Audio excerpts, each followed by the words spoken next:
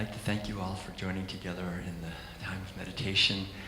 And going into the message, which I'd like to share some ideas about awakening our inner genius, the inner capacity we have to connect with our intuition and guide us in our lives. It's so wonderful to have the great music here, and Richard Schulman and Kat and the band. It's really fantastic. And I think also my wife, Madeline, is a visionary artist from Switzerland, and so these are the paintings you see up here too. And I think music and art are universal languages of intuition. Somehow, when we connect with our intuition, we're also able to look more deeply, I think, and to feel and hear more deeply into creations of art and music, and also poetry. It was beautiful to hear the poem this morning by Mary Oliver, to feel into the experience that she had with the thrush. And I'd like to play a short piece of music now going into the message, which is a piece that was inspired actually when I was in Ukraine, right when I met you, Madeline, in 1992, I guess. And I was over there doing a citizen diplomacy, trying to build bridges of understanding. And this melody just came to me. I'd like to share it with you now. And it reminds me also of the fact that when I was speaking over there was always a delay. I would speak, and then they didn't know what I was saying until the translator would say it in their language, and then they would kind of go, oh yeah, or oh no, I don't like that, whatever it was. But when I went to the piano and started playing, the translator didn't have to do anything, and there was this feeling of a direct connection, and that sort of transcends the differences that very often we have because of our language and our upbringing and so forth. But at a deeper level of our heart, of our intuition, we have these languages that can unite us, I think. And so this is a piece called The Garden. I'd like to invite you to listen with your intuition. Let the music perhaps take you on an inner journey, and I'd like to dedicate it to the healing of all of our relations. Enjoy.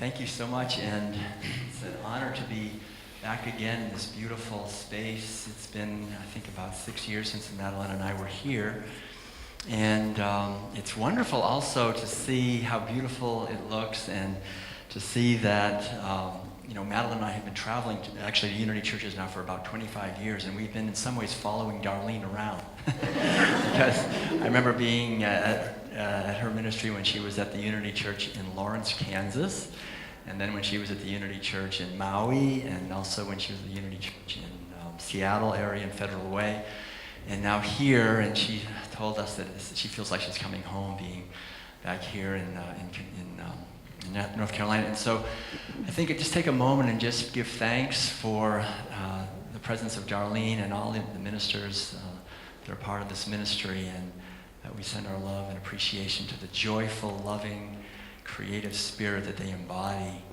that is really the manifestation of the infinite spirit of truth within all of us. We give thanks for this.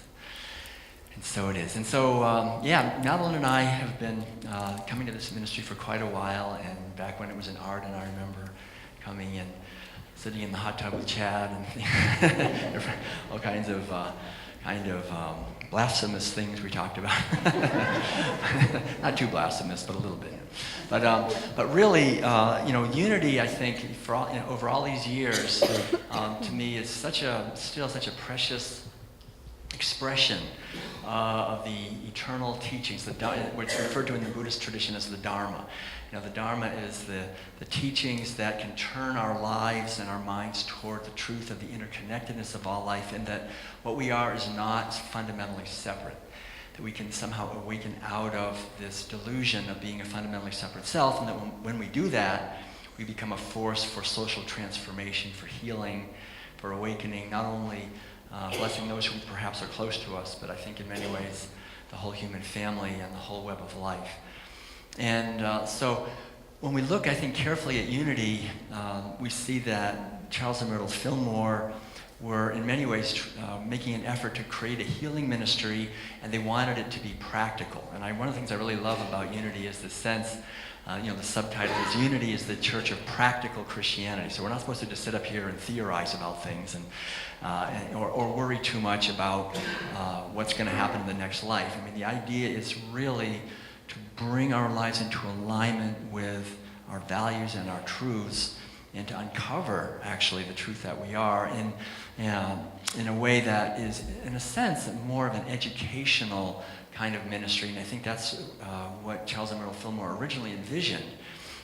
It was about education and teaching and learning from each other and so forth. But there's this aspect also of coming together and celebrating the teachings, as we're doing this morning. How many of you have actually been to Unity Village? Great, wow, quite a few. If you haven't been there, it's kind of like going to Mecca. Try to do it once in your lifetime. There's such a feeling there of the spirit, I feel, of Charles and Myrtle, this beautiful connection with nature. It's a wildlife sanctuary. There's lots of birds. I think Mary Oliver would be very happy being there, in the sense that there's the prayer tower and the ministry and this ongoing effort to look beyond the surface level of things to the truth and support people in doing that. So it's about spiritual healing, essentially. And this sense of radical inclusion, this yearning to create a movement that's not exclusive. And I think, this is something that plagues in many ways, I think our species, our society today is this: somebody thinks that they've got the one right answer and you better follow it this way. No, it's this way. No, it's this way. And Charles and Myrtle, I think, really had that feeling, I think in many ways, like Jesus did, that the ultimate authority is to go within, to connect with our own heart and to find the truth there. And Charles Fillmore reflected this when he said that he liked to go straight to headquarters. That idea that we don't need an intermediary to tell us what we should be doing or how we should be doing things, that we have the wisdom within ourselves. Madeline and I will be giving a workshop this afternoon called Opening the Intuitive Gate, the Keys to Developing Your Intuition. I was really fortunate when I was getting my PhD at Berkeley back in the mid-'80s, and I wanted to do my dissertation on something that really had meaning, and I was allowed, it was kind of a minor miracle, to do my PhD dissertation on educating intuition in adults. And it's kind of like the only one that ever did that there. And actually, it went very well, and the dissertation was nominated as the best dissertation at Berkeley that year. And the whole idea was to see that there is this other way of knowing. We have, the capacity to know with logic and analysis and intellect and rationality and so forth, and that's very helpful, perhaps. It is. It is very helpful. But we have this other capacity. We use words like intuition and revelation and inspiration and spiritual knowing, and this is neglected in our society, but it's really the foundation, I think, of the spiritual teachings. It's not so much about analyzing and rationalizing. We can rationalize virtually anything, but to actually have a living understanding. And so Charles and Myrtle Fillmore always emphasized the importance of intuition, as did the Buddha and Jesus, and I think most of the great visionaries and saints and sages and mystics and founders of religions. They were really hoping, not so much, I think, that we follow them, but that we follow the same thing they followed, right? To connect with the inner wisdom that we have within ourselves. And so intuition, I think, in many ways is this capacity that we have to know directly. And in many ways, it's suppressed in our society. That would be a whole other lecture that I won't get into. I'll talk about that maybe. I'm actually giving a lecture tonight at the Block Off Broadway on the World Peace Diet, the book that I wrote. But that's looking at our culture more in depth. But I think essentially, as we connect with our intuition, we become, in a sense, not only more creative, we become more connected with our spiritual roots, we also become a little bit more dangerous in the sense that we begin to question the official stories. We don't just believe whatever the official stories are, wherever we're taught in the news at night and so forth. We begin to trust our own inner knowing. And I think this is very important to realize that we do have this capacity to know directly. So one of the things I think it's important to understand, and just to look into our own mind, is the importance of having, in some way, a regular practice of meditation. How many of you have something regular that you do, either meditation, prayer, or perhaps yoga, or connecting with nature or something, so that you can just quiet your mind? Yeah, that's really important, I think, to have a regular practice where we bring our attention back and listen internally, and to become more aware of the quality of our consciousness. Because in many ways, what I have been discovering over the years is that all of us are born into a society that has a very heavy-duty program. And I think, it's nothing, being born in any culture, we become products of that culture. We're like little sponges when we land here as little infants, right? And we just soak up amazingly well the language and the customs and so forth of whatever culture we're born into. But I think it's very clear today that we live in critical times, that the way we've been doing things, this kind of aggressive, consumeristic approach to life, that if we can just buy the right things, we'll find happiness. If I can just get the right combination of products and relationships and have everybody look at me in a certain way, then I will be happy. And we realize that this American dream that is sold so aggressively to all of us, and that in many ways we've been injected with it. We've been bombarded with these messages. We continue. As soon as we leave here, we're going to be bombarded with messages that are all basically telling us to look outward. And yet, what Unity is teaching, I think what Jesus and all the great spiritual teachers were trying to convey, is that there's nothing out there that's going to bring the inner awakening.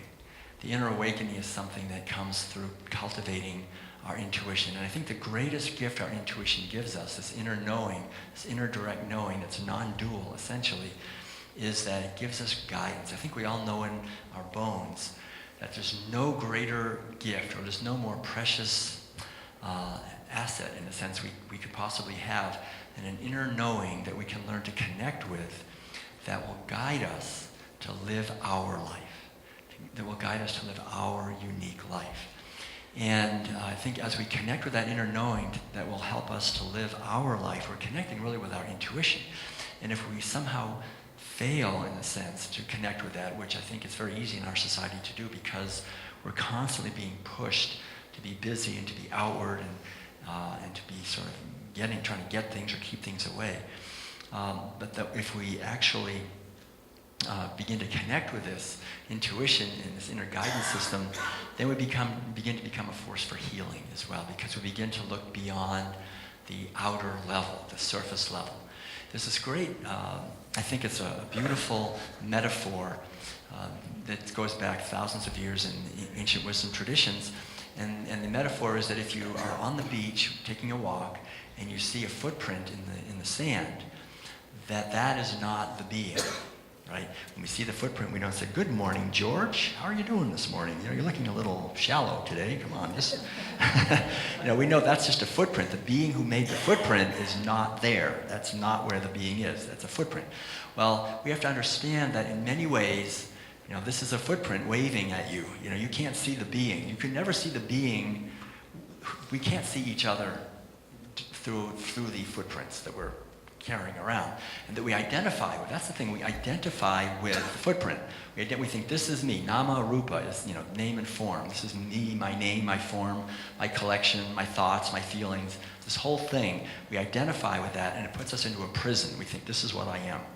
And then we try to make it a good prison. Well, I'm going to have a good picture on the wall, and everybody's going to like my prison really a lot. And the whole idea is to understand that actually what we are, what we always are, always have been, always will be, is infinite and eternal consciousness that can never be born and will never die, that we can, in a sense, create impressions, we can create footprints through, somehow through expressing through these vehicles that we have for really a short time, actually. We tend to think it's going to go on, and yet it's not necessarily, it's not so. I mean, all of us, in just a finger snap, are going to find ourselves at that moment when we leave our body. And that is inevitable, and it's not far away. So the time we have is very precious. Every day is precious. Every day is an opportunity to awaken, to grow, to connect. It's like the beauty that we see here. This is beautiful because it's transitory. It's just an expression that's here for a while.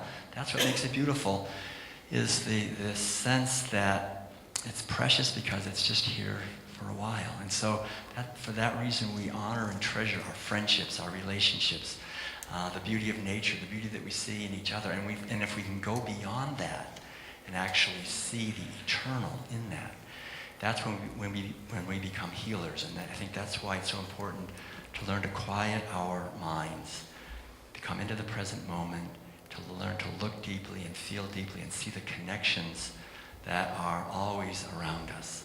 When we can do that with ourselves, we can do it with others as well. And then we begin to see, as Charles and Myrtle Fillmore emphasized, if we really want to make a better world out there and have a better life out there, the place to work on it is right here. I remember when I was living in a Tibetan Buddhist center in San Francisco, there was for a period of time, there was a person there who was just really kind of causing a little bit of trouble, and was complaining a lot and criticizing everybody and so forth. And I remember we went out to lunch together, and the Lama was there and she was there, and we were talking, and she just started really complaining and criticizing the waitress or something like that. And the Lama, he didn't speak very good English, but he said, if you look in a mirror and you see a dirty face in the mirror, and then you try to clean it off, the dirt off the mirror, the dirt is not on the mirror. The dirt is on your own face. You clean it off here, and then it won't be in the mirror anymore. She was like, "What are you talking about?" She didn't like that. But but it was really great how this guy, he said that. Because I think, we all have this tendency, we see, they're the bad ones over there. We could just get rid of them. It's like you want to hire, the pest exterminator, just get rid of them, everything will be fine. We have to realize, we can only transform ourselves. As Gandhi said, there will never be any positive social transformation without positive personal transformation. And so to begin to develop the capacity to transform ourselves through developing our intuition, because if we're not being guided by our intuition in our life, what are we being guided by? Essentially, it's by the cultural program that we've been injected with, against our will, and it's not in our best interests. It's not. It's maybe, I think it's in the best interest of a tiny wealthy elite that gets very wealthy and very powerful. But for us to really question the violence in our society, the injustice in our society, the consumerism, and to be guided by our intuition, because otherwise we're guided by all voices of our parents, the voices of our teachers, the voices of all the advertisements, the voices of all those old ministers, not Chad and Darlene, but all those other ministers we've had, all these voices that kind of are inside of us, and they're really, in many ways, not in our best interest. So when we connect with our own inner wisdom and let that guide us, then we begin to be a force for transformation, and not only for ourselves and our loved ones, but really for everyone. It's the greatest gift I think we can give to the world is to cultivate our intuition and then be a force that is living our own unique life. Because I think when we do that, we begin to create a field around us that naturally encourages other people to also do the same thing. And so I'll just close with just a short story about, in my own, I need to wrap it up here. When I was a little kid, I was actually born in Concord, Massachusetts, which is the sort of the home of the transcendentalists, and there was this feeling as a little kid that, I was born in Emerson Hospital and learned to swim in Walden Pond. There was the Thoreau School and Alcott School, there's this whole thing, and I knew that there was something special about these people, but I didn't really understand it when I was a kid. And a little later, though, when I got to college, I started studying, and it was during the Vietnam War era in the early 70s, and I remember really being in despair about the state of the world and the war and the devastation and injustice and so forth, and then starting to read how Thoreau spent a night in jail because he wouldn't pay his war tax and all these things, and realizing also that these people, both men and women actually, they were transcendentalists, they were very much into bringing in the teachings from Asia. They had the Thoreau had the largest library of books on Buddhism and Taoism and Vedanta and so forth. And they were bringing these teachings in, and they were really enriching our culture in many ways. That these are things that are part of our human heritage, but have been in many ways sort of ignored, or we thought, well, we don't need that. But actually, these ideas, like the idea of mind as God as infinite mind, or the idea of God as infinite principle, these are ideas that come from the Taoist and Buddhist traditions, or the idea of God as equally female as male. This ridiculous kind of injustice of this male deity from the Hindu tradition and other traditions, bringing wisdom into our society and healing. And these are some of the deep roots, really, of the Unity tradition. And it's fascinating to see, actually, the connections. I mean, I could go on and on. And even when Jesus was around, it's very interesting to see that by the time he was around, the Buddhist monks had already gotten all the way to England at that point. There was a lot of cross-contamination, or fertilization, I should say. Cross-fertilization of ideas. There always has been. And people have understood and enriched each other. So, but anyway, so I remember being really both in despair about the devastation, but also starting to read these and realizing that there is another element here, and a spiritual element. It was this one book that really kind of especially excited me. It was a book called Cosmic Consciousness, written by Richard Buck. Are you familiar with that book?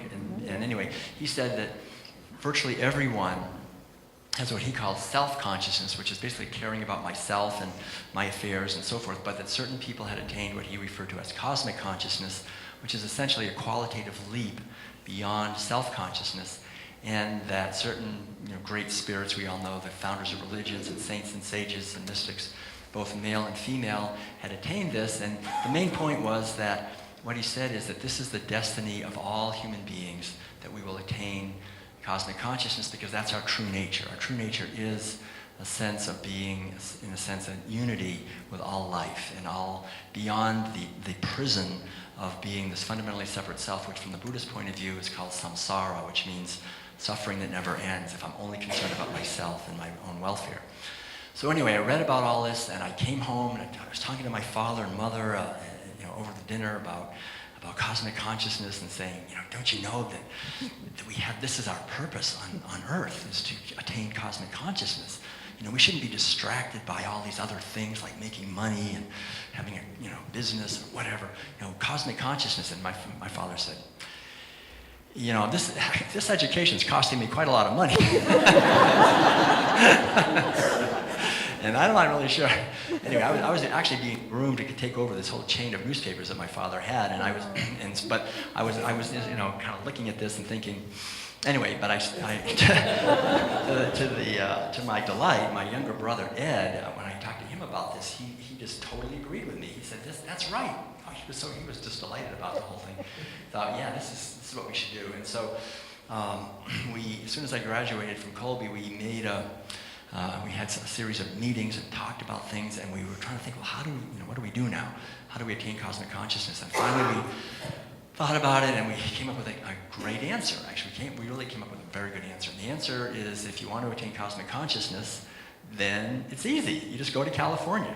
If you go to California, we'll find it. It was 1975, San Francisco, and we're going.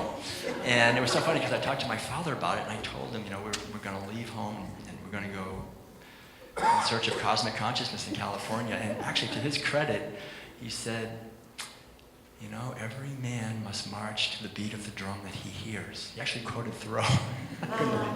He really, he gave us his blessing, my parents. So we walked down the driveway with some fresh baked cookies from my mother and our little backpacks, and we headed west, and we worked our way west for about a month. And by that point, we had gotten as far as Buffalo. And I'm telling you, we didn't have money, we didn't have anything. We just, in fact, whatever we had, we gave away, because if you have to carry it, pretty soon you don't need it that much, So an extra pair of this, an extra that, And we decided just to head south. So we headed south to keep ahead of the cold front, basically. And we walked about 20 miles a day, every day. And we worked our way down through upstate New York into Pennsylvania, across all the way down through Pennsylvania into West Virginia, all the way across West Virginia into Kentucky, through Appalachia. We stayed in people's houses that didn't have floors, just dirt. And it was really eye-opening. And anyway, we kept going into Tennessee. And on the way, sometimes we stayed in communities, and we started staying in some of these hippie communes. And we finally, in Tennessee, we stayed in the largest hippie commune in the world. It was called The Farm. It was south of Nashville. And we stayed there, and it was kind of like, this is it. We'll just stay here. And these were basically 900 people, mainly from California, so there it is, right here, They were like the creme de la creme of California. They ended up in Tennessee. But anyway, so to make a long story short, we ended up walking farther all the way down to Alabama, ended up in a Zen center in Alabama, and from there eventually ended up in meditation centers in San Francisco, and eventually ended up in a Zen monastery in Korea. And then eventually ended up getting my PhD at Berkeley and teaching college, and then eventually ended up deciding to spend the next 25 years of my life going to unity churches and traveling. That's what we've been doing, and it's been wonderful. I met Madeline in Switzerland along the way. But I'd like to just close with this idea, which is essentially something that I think is important to remember, because when I said it in the beginning that what we are essentially is eternal consciousness, I think it's important to also have the feeling that the nature of eternal consciousness is to know, and also it's joy. That doesn't need any reason. That is our true nature. We work very hard, unfortunately, to keep that repressed by worrying and regretting and blaming and so forth. But the true nature of our consciousness is joy. I think when we're living our life, and I remember when I was on this walk with my brother, we would be somewhere in the middle of West Virginia or something. We had no reason to be happy. We didn't have anything for security. No, we were not doing what we were supposed to do. We were not following orders. We were just but we were, I think, on some level, really following our intuition every day. And I remember feeling these waves of joy just kind of bubbling over me. And I don't think felt them since I was maybe a little tiny kid. And it was different than the sense of being praised by someone or getting that kind of feedback. It was more just this existential joy, which I think, again, is our true nature. So I just want to thank all of you. I know that if you're in this room, if you found your way through the door, you're doing the inner work that is required, in a sense, to connect with the truth that we are, to connect with our intuition, to connect with the essential joy of being. It doesn't mean our lives will be simple and easy. We still have challenges, maybe even greater ones, but there is an underlying sense of gratitude for this opportunity of a human life.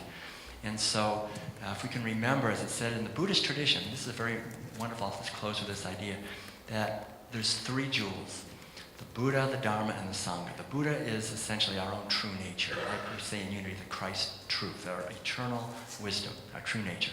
The Dharma are the teachings that help us awaken our Buddha nature. And then there's the Sangha.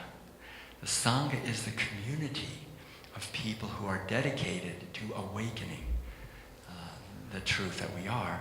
And the Buddha said right before he passed on, he said, remember, without the Sangha, there will never be a Buddha or Dharma.